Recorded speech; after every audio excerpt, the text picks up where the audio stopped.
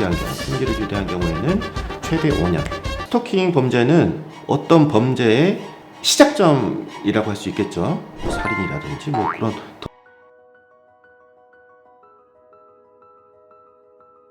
스토킹 범죄는 법정형이 다른 범죄에 비해서는 그렇게 높은 편이 아닙니다. 그리고 형량을 정할 때 전과가 어떠한가 뭐 이것도 이렇게 많이 보고 왜 범행을 저질렀는가 이런 것도 보고 인정하고 반성하는지 여부 뭐 이런 것도 확인을 하고요. 스토킹 범죄와 결합해서 다른 범죄에 나아가지 않는지 이런 것들 다 보는데요.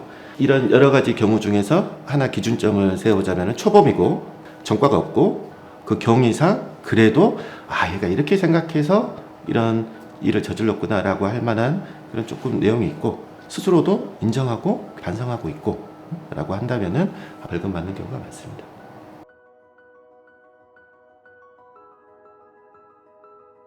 스토킹 범죄가 법정형이 3년 이하의 징역 또는 3천만 원 이하의 벌금형이거든요.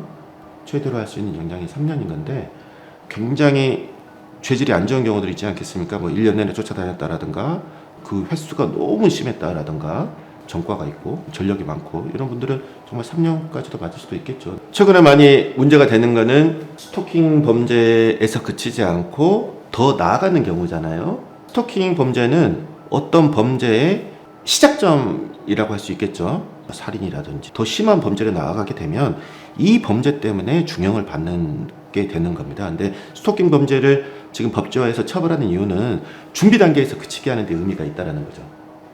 스토킹 범죄를 당했을 때 바로 신고하는 게 중요하다라고 말씀드렸던 거는 이게 범죄가 됐고 긴급 조치들을 이렇게 취할 수가 있기 때문에 범죄라는 인식조차 못하고 이렇게 하고 있는 분들이 많이 있기 때문에 범죄라는 것을 확실히 각인시키고 긴급 조치를 취함으로 인해서 준비 단계에 있는 이 범행에서 더 나아가지 않게끔 막는 게 굉장히 중요한 그런 상황인 거죠. 모든 형벌이라는 것은 비례의 원칙을 지켜야 됩니다. 죄의 크기와 형벌의 크기가 맞아야 되죠. 범행의 정도에 따라서 형벌은 달라질 수밖에 없는 거라서 무작정 스토킹 범죄에 그쳤던 분들을 너무 중하게 처벌하는 것도 좀 쉽지는 않은 일인 거죠. 범죄뿐만 아니죠. 모든 일은 그렇지 않습니까? 옛말에 소 잃고 외양간 고친다는 말이 얼마나 미련하고 좀 아둔한 사람을 칭할 때 하는 거지 않습니까?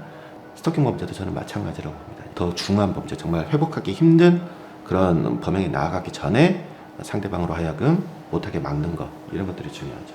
아쉬운 부분이 하나 있다라고 하면은 긴급 응급조치라든가 법원에서 내리는 잠정조치라는 거에는 구체적인 내용을 보면은 뭐 더 이상 연락을 하지 못할 것, 뭐 100m 이내로 접근하지 못할 것, 근데 이런 것들이 있거든요. 보통 이제 또 그런 류의 긴급 응급조치라든지 잠정 조치가 이렇게 많이 떨어져요. 근데 법에 보면은 구치소에 가둘 수도 있게 돼 있습니다.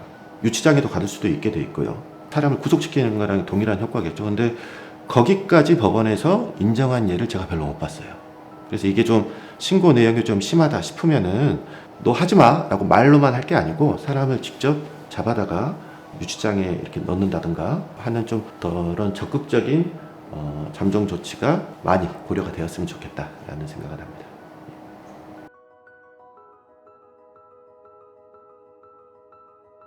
경합범 가중이라 그래가지고 건수가 여러 건이면은 최대 형량의 2분의 1이 가중을 할 수 있어요. 그래서 단수 스토킹은 징역 3년 이하, 그러니까 최대가 3년이라는 얘기죠. 또는 3천만 원 이하 벌금.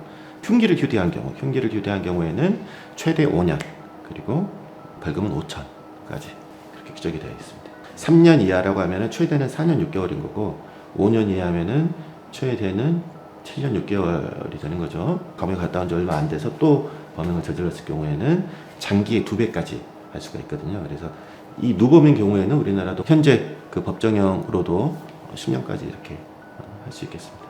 그 단순 스토킹으로 그렇게 나오기는 쉽지 않을 거예요. 더 나아가는 범죄가 생겼을 때 세게 처벌이 될 겁니다. 계속 말씀드립니다만은 스토킹 처벌법이 도입 자체가 몇 년 안 됐습니다. 2021년이니까 얼마 안 됐고 그 전에는 범죄가 아니었어요. 여전히 이게 내가 범죄 피해를 당하고 있는 것인가를 잘 모르시는 분들이 이렇게 있는 것 같은데 잘 모르겠다 싶으시면은 바로 변호사 찾아오셔가지고 이게 범죄가 맞다, 이게 심각한 상황이다라고 한다면은 저희가 도와드릴 일들이 굉장히 많이 있거든요. 긴급 응급 조치가 발령되게끔, 그리고 법원의 잠정 조치가 발령되게끔 이런 부분들을 저희가 충분히 조력을 해드릴 테니까 너무 고민하지 마시고 한번 꼭 찾아오셔가지고 변호사 상담 받아보시기 바랍니다.